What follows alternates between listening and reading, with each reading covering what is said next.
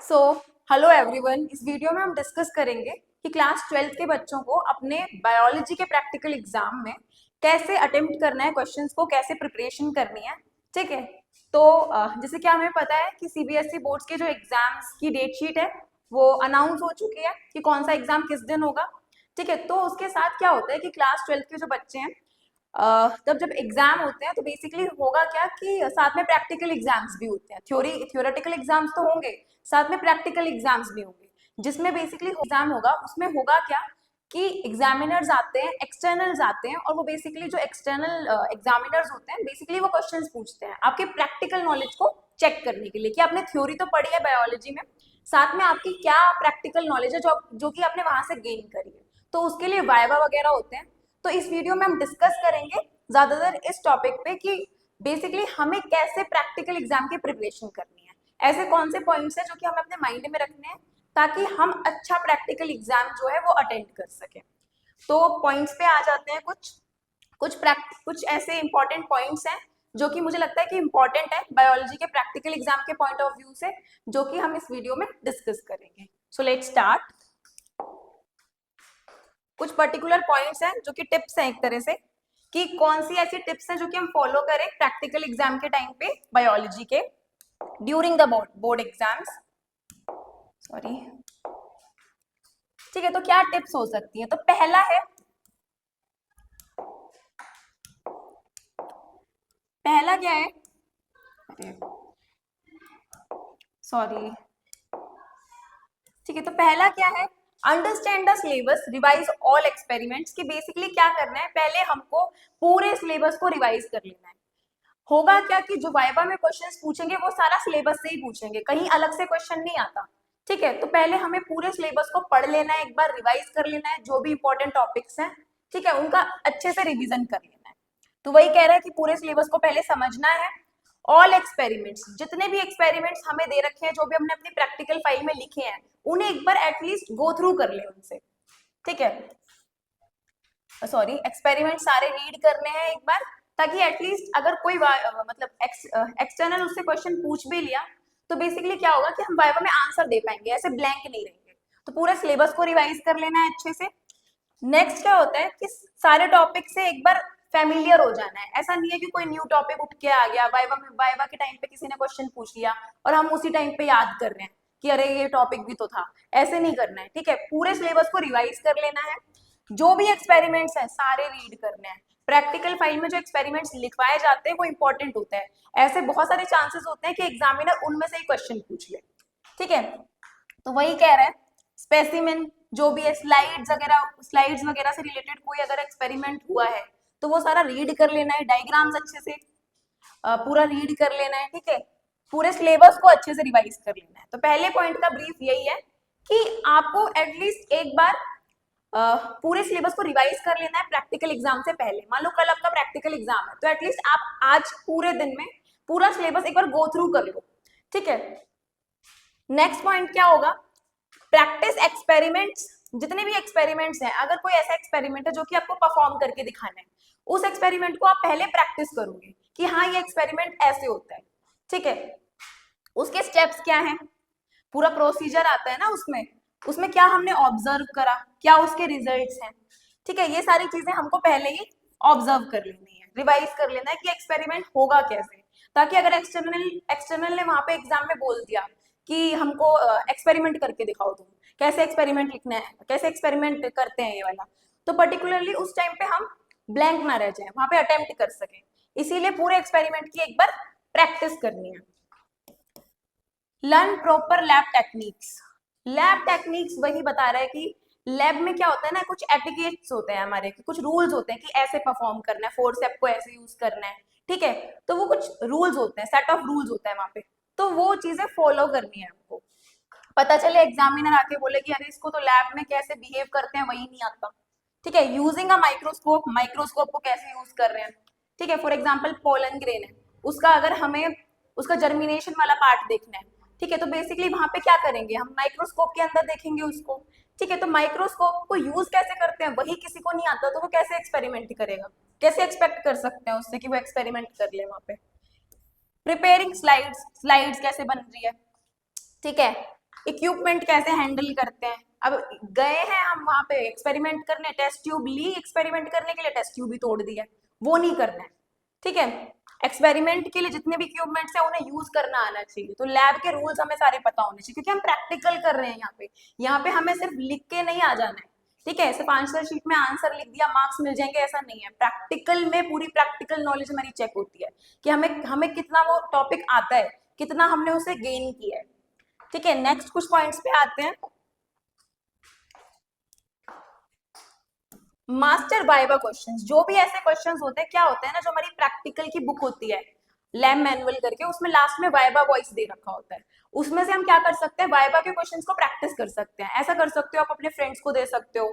ठीक है, और उन्हें बोल सकते हो कि ये जो क्वेश्चंस है ये तुम मुझसे पूछती जा और बेसिकली मैं इसका आंसर देती जाऊंगी। तो ऐसे आप कोऑर्डिनेशन करके आप आपस में ही प्रैक्टिस कर सकते हो आंसर्स देने की, ताकि वाइवा आपके लिए न्यू ना हो। वाइवा की जो एक कंडीशन होती है वो बिल्कुल ऐसा लगता है जैसे कोई हमारा इंटरव्यू ले रहा है। तो उस टाइम पे कोई पैनिक नहीं होना है पहली बात तो, और प्रैक्टिस कर लेनी है इन वाइवा क्वेश्चंस की। Prepare answers to common viva questions. ऐसा कोई वाइवा क्वेश्चन है, अपने सीनियर से पूछ सकते हो कि सर मैम वाइवा में कैसे क्वेश्चंस पूछे जाते हैं, आप मुझे आइडिया दे दो। तो प्रैक्टिस कर सकते हो इन पर्टिकुलर क्वेश्चंस की। Related to the experiments, experiment से रिलेटेड ही होता है ये। कौन सा एक्सपेरिमेंट है उससे रिलेटेड कुछ पर्टिकुलर कॉमन क्वेश्चन है। ठीक है, वही हमें प्रैक्टिस करनी है। एंड थ्योरेटिकल कॉन्सेप्ट्स, मान लो डीएनए वाला है, डीएनए एक्सट्रैक्ट जो कर रहे हैं उसमें है, तो उसमें पूछेंगे कि कौन सा ऐसा हमने यहाँ पे लिक्विड यूज किया है, कौन सा केमिकल यूज किया है कि डीएनए की स्पूलिंग हो गई है। तो वही थ्योरेटिकल क्वेश्चंस पूछते हैं। एनसीईआरटी पूरी पढ़नी है, ये तो सबसे इंपॉर्टेंट पॉइंट है। एनसीईआरटी पूरी पढ़ के जानी है। ठीक है, एनसीईआरटी को नहीं छोड़ना है वहां पे। एंड लैब मैनुअल्स, दो बुक बहुत इंपॉर्टेंट है जो कि हमें फॉलो करनी है प्रैक्टिकल एग्जाम को क्रैक करने के लिए बोर्ड एग्जाम में। पहला तो एनसीईआरटी, दूसरा लैब मैनुअल। और कंसेप्चुअल अंडरस्टैंडिंग हमारी और अच्छी हो जाए, वो क्यों करवा रहे हैं हम, बेसिकली ताकि आंसर वहां पे अच्छे से कर सके।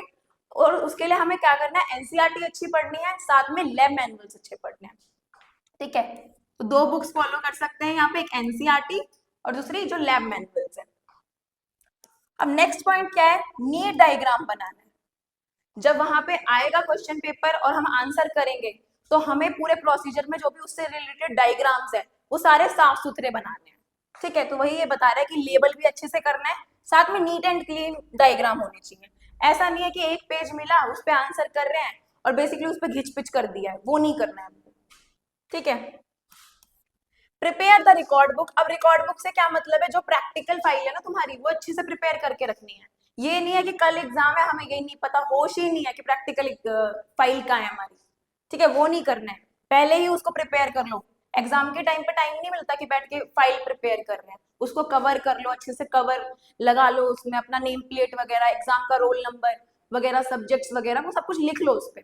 ठीक है, ताकि लास्ट में पैनिक ना करो। योर प्रैक्टिकल रिकॉर्ड नीट होना चाहिए, साफ सुथरा होना चाहिए, वो यही देखते हैं। प्रेजेंटेशन देखते हैं बेसिकली, कैसे उसने प्रेजेंट किया है।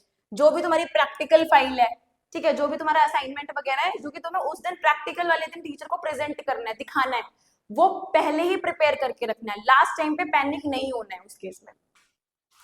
ठीक है, एंड कंप्लीट, पूरा कंप्लीट करके रखना है। Teachers often assignment marks assign, this is assign marks for the record book, so it can boost your score। बहुत इंपॉर्टेंट है, बोलते हैं ना प्रैक्टिकल के इतने मार्क्स हैं, 20 मार्क्स है, 30 मार्क्स हैं।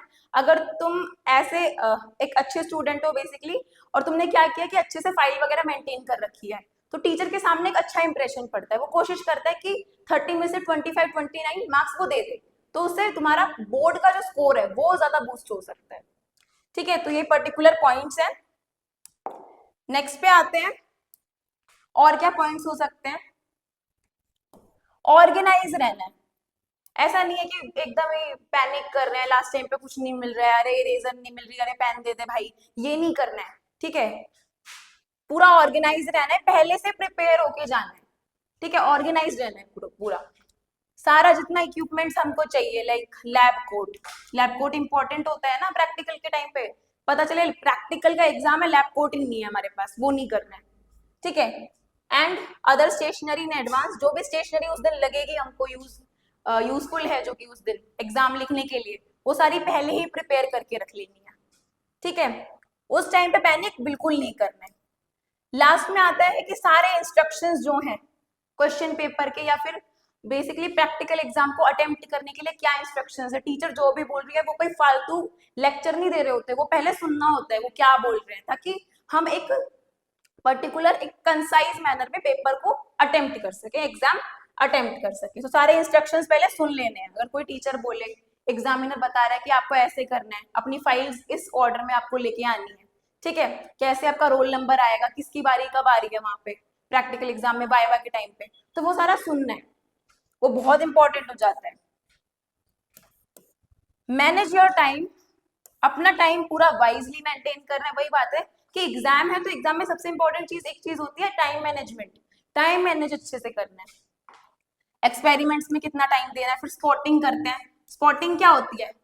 स्पॉटिंग होती है कि कोई भी पर्टिकुलर हमको स्ट्रक्चर दे दिया जाएगा, कोई पेपर दे दिया जाएगा, कोई मॉडल दिखा दिया जाएगा, कोई स्पेसिमेन होगी, स्लाइड होगी, ठीक है, उसको देख के बताना है ये क्या चीज है। पॉलन ग्रेन है तो देख के बता सकते हो पॉलन ग्रेन है, डीएनए का फ्रेगमेंट है वो किसी पेट्री डिश में रख रखा है तो उसे देख के बताना है कि ये डीएनए है। स्पॉटिंग करनी होगी। वाइवा, वाइवा बहुत इंपॉर्टेंट होता है। वाइवा के टाइम पे कोशिश करनी है पैनिक नहीं होना, जो आंसर आता है सबसे ज्यादा ध्यान तो वाइवा का ही रखना है उस टाइम पे, क्योंकि वाइवा के टाइम पे क्या होता है ना, क्या आंसर आता है हमको, लेकिन उस टाइम पे क्या होता है एग्जामिनर को देख के हम घबरा जाते हैं, वो नहीं करना है। जो आता है आंसर दे दो, नहीं आता है बता दो उनको कि नहीं आता सर, ठीक है, दूसरा कोई क्वेश्चन आप बोल दो, ठीक है। ये नहीं करना है कि एकदम ही ब्लैंक हो गए, दूसरे क्वेश्चन का जो एक चांस मिल रहा है वो भी नहीं मिलता, फिर वो नहीं करना है। स्टे काम, एकदम शांत रहना है जब भी आंसर दे रहे हो वाइवा के टाइम पे। ये लास्ट पॉइंट बहुत इंपॉर्टेंट है प्रैक्टिकल पॉइंट ऑफ व्यू से, वाइवा पॉइंट ऑफ व्यू से, कि वाइवा देते वक्त एकदम काम रहना है, टेंशन नहीं लेनी है, बिल्कुल कॉन्फिडेंस के साथ आंसर करना है, कोई डरना नहीं है। ऐसा नहीं है कि तुम वहां पे आंसर नहीं दोगे तो कोई खा नहीं जाएगा तुमको, कोई वहां पे डर नहीं है, ठीक है। इसलिए कह रही हूँ जितना भी आता है कॉन्फिडेंस के साथ आंसर दो, नहीं भी आता है तो भी कॉन्फिडेंस के साथ आंसर दो, ताकि एटलीस्ट ये हो कि एक इमेज मेंटेन होती है कि बच्चा पढ़ने वाला है, अगर ये कॉन्फिडेंटली आंसर दे रहा है तो पढ़ने वाला ही होगा। तो अगर नहीं भी आता है तो कोशिश करनी है कॉन्फिडेंस के साथ आंसर दो। And if you don't know something confidently तब भी आंसर दो, नहीं भी आता है वो क्वेश्चन का आंसर तो भी कॉन्फिडेंटली बोलना है, आता है तो कॉन्फिडेंटली बोलोगे, नहीं भी आता है तो भी शांति रखनी है। ऐसा नहीं है कि अरे सर आता ही नहीं है, चारों दिशाओं में देख रहे हैं, वो नहीं करना है, ठीक है। Avoid guessing, admit honestly if you are unsure. अगर नहीं आता है तो पहले ही एडमिट कर दो, ऑनेस्टली बता दो सर मैंने इसके बारे में नहीं पढ़ा था, आप क्वेश्चन चेंज कर दो, मैं दूसरे क्वेश्चन की कोशिश करूंगी कि उसका मैं आंसर दे दूं, ठीक है। ये पहले ही एडमिट कर देना है, वरना वाइवा तुम्हारा खराब हो जाता है और वाइवा में मार्क्स कट हो सकते हैं। तो ये पर्टिकुलर कुछ पॉइंट्स थे जो कि प्रैक्टिकल एग्जाम के पॉइंट ऑफ व्यू से काफी इंपॉर्टेंट है, जो कि मुझे काफी इंपॉर्टेंट लगे। अगर आपको और कोई इंपॉर्टेंट पॉइंट लगता है कि प्रैक्टिकल एग्जाम में है, उसको हम अगर फॉलो करें तो हमारे और मार्क्स बूस्ट हो सकते हैं, उसे कमेंट सेक्शन में आप बता सकते हो, ठीक है। ये जो पॉइंट्स थे, ये जो कि मुझे इंपॉर्टेंट लगे वो मैंने इसमें बता दिए हैं, कवर कर दिए हैं, आप उन्हें फॉलो कर सकते हो ताकि ज्यादा आपके मार्क्स बूस्ट हो सके। Thank you so much.